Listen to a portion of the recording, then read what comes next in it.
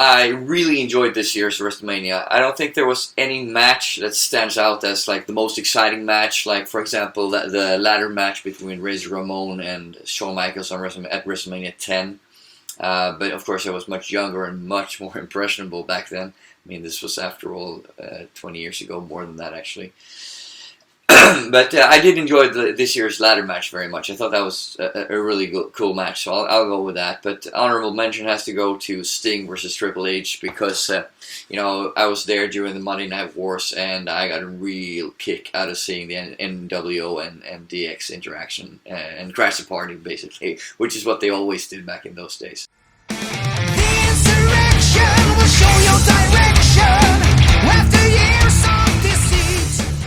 Although not an entrance, the genius accepting the Hall of Fame award for his brother was one of the highlights for me. In triumphant jubilation, we celebrate his name. Finally, the Macho Man is in the Hall of Fame. It's about fucking time, I tell you. Also, the NWO appearance again. I thought that was cool when Hogan and Hall and Nash came strutting down. I wasn't expecting it because I wasn't really keeping up with the current events as much as I would.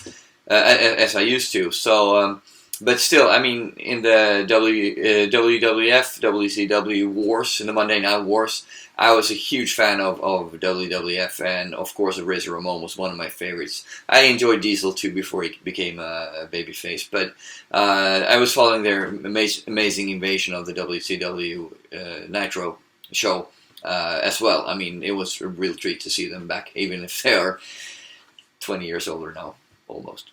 The future's in deadlock, the key of the death clock, a red-blooded brick in the wall.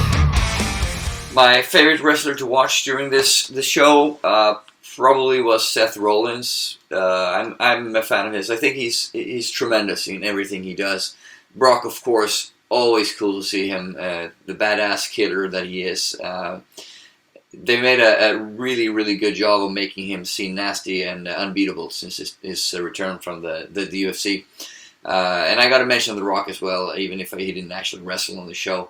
Like his moniker says, the most electrifying man in sports entertainment, and he is that. It's very apt because every time his music hits and he strolls into the ring, you can feel it in the air. It's ridiculous. And I liked the segment with Triple A and Steph and Ronda Rousey very much too. It was very well produced and well done. And I think this is a prediction for you. I'll eat my shoe if Ronda Rousey and The Rock don't team up to face Triple H and Stephanie down the line. Probably at SummerSlam, but maybe we'll have to wait until WrestleMania next year.